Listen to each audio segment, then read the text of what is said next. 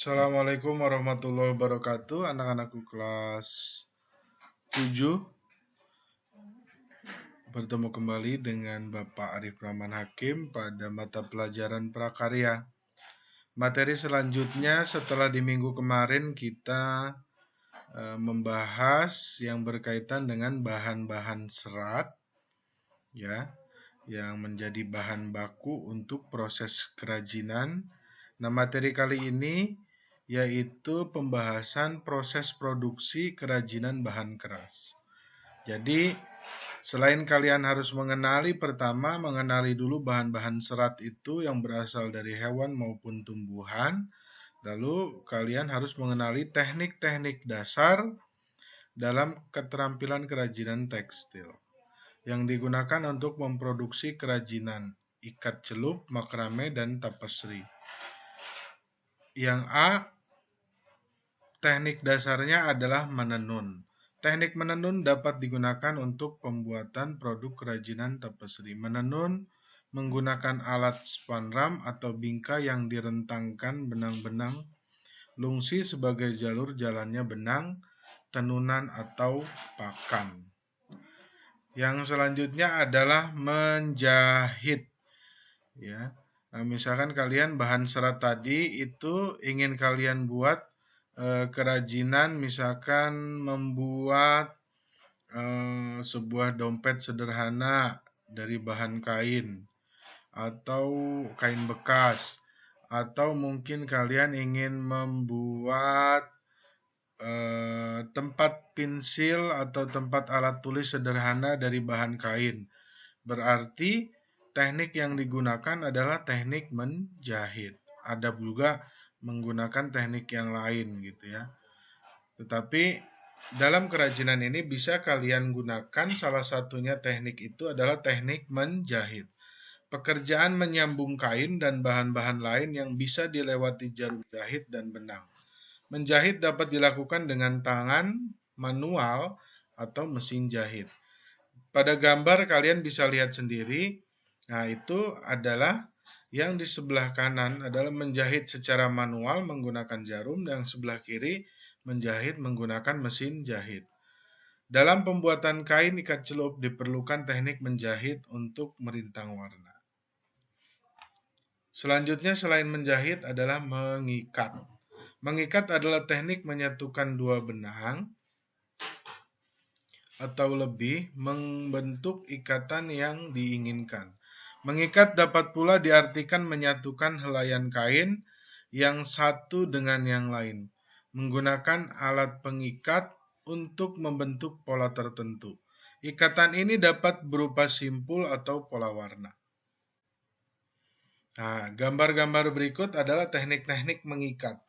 Jadi pasti kalian dalam membentuk suatu kerajinan dari bahan serat itu selain menenun, menjahit, ada juga teknik mengikat.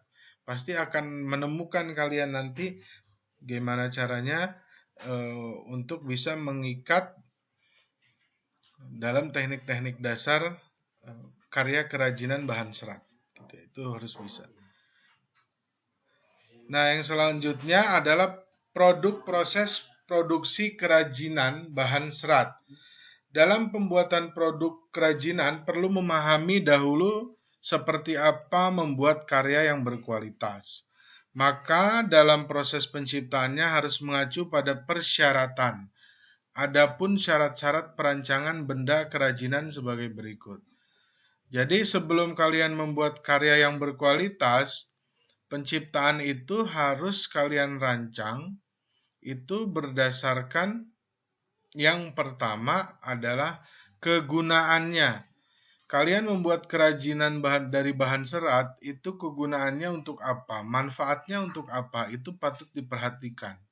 Harus mengutamakan nilai praktis, yaitu dapat digunakan sesuai dengan fungsi dan kebutuhannya. Contoh, mangkok misalkan untuk wadah sayur. Yang kedua harus dipertimbangkan selain kegunaan adalah kenyamanannya. Benda kerajinan harus menyenangkan dan memberikan kenyamanan bagi pemakainya. Contoh, cangkir didesain ada pegangannya. itu adalah memudahkan dan membuat kenyamanan. Bayangkan kalau misalkan cangkir itu ada juga yang tidak menggunakan tidak menggunakan gagang, ada juga. Tetapi pada saat kita minum yang air panas, kopi atau teh dan sebagainya, itu kesulitan kita akhirnya. Makanya cangkir didesain untuk yang memudahkan kenyamanan. Lalu yang selanjutnya adalah kuluwesan. Benda kerajinan harus memiliki keserasian antar bentuk dan wujud dengan nilai gunanya. Contoh sepatu sesuai dengan anatomi dan ukuran kakinya. Coba kalau misalkan sepatu bentuknya tidak seperti sepatu yang kalian ketahui. Itu kan tidak memiliki unsur keserasian dengan wujudnya. Kaki kita wujudnya seperti itu. Bayangkan kalau misalkan sepatu tidak disesuaikan dengan ukuran kakinya, itu kan tidak memenuhi unsur keluasan. Lalu yang selanjutnya keamanan. Benda kerajinan tidak boleh membahayakan pemakainya. Contoh piring dari serat kelapa harus mempertimbangkan komposisi alat pelapis atau pewarna yang dipakai agar tidak berbahaya jika digunakan sebagai wadah. Itu keamanannya harus dipertimbangkan juga untuk membuat suatu kerajinan. Lalu yang selanjutnya adalah unsur estetik, yaitu keindahan. Benda yang indah mempunyai daya tarik lebih dibanding benda yang biasa-biasa saja. Keindahan sebuah benda dapat dilihat dari beberapa hal, di antaranya dari bentuk, hiasan atau ornamen dan bahan bakunya. Lalu yang selanjutnya adalah karya yang baik dihasilkan dari proses perancangan yang baik pula. Oleh sebab itu, proses perancangan karya kerajinan harus memperhatikan hal-hal seperti di gambar berikut. Yang pertama adalah tentukan bahan dan jenis kerajinannya. Bahan-bahannya sudah saya sampaikan pada materi yang pertama. Nah, di materi yang ini ada teknik-tekniknya, itu bisa kalian pelajari. Nah, jenis kerajinan yang akan kalian buat itu seperti apa? Itu yang pertama. Yang kedua adalah penggalian ide dari berbagai sumber. Penggalian ide dari berbagai sumber. Ini penting. Kalian harus banyak ide-ide, gagasan, referensi-referensi kaitan dengan kerajinan itu dari berbagai sumber. Mau dari internet, mau dari buku, maupun berdasarkan hasil pengamatan kalian, berdasarkan hasil penglihatan kalian, dari berbagai sumber banyak sekali. Harus mencari ide-ide itu ya. Yang ketiga, buat beberapa sketsa karya. Buat dulu gambar sketsanya. Jadi nggak kemudian dalam membuat karya kerajinan itu langsung membuat begitu saja, enggak. Harus ada perencanaan yang matang di sini. Harus ada desain-desain blueprint yang matang di sini. Jadi buat dulu sketsanya dulu pakai pensil nih. Misalkan mau membuat sebuah mangkuk misalkan. Dari bahan tanah liat, mau membuat sebuah mangkuk dari bahan kaca, atau mau membuat yang lain sebagainya, tas misalkan, desain dulu di situ tuh, gambar dulu sketsanya pakai pensil. Nah, setelah itu tentukan sebuah karya terbaik. Yang selanjutnya adalah kumpulkan bahan dan alat.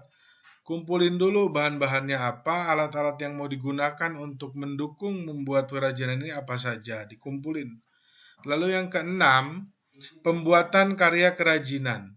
Yang ketujuh, setelah hasilnya jadi, kalian lihat karya kerajinan kalian, apakah ada yang masih kurang, apakah tidak memenuhi unsur-unsur tadi, itu dievaluasi sama kalian, ya.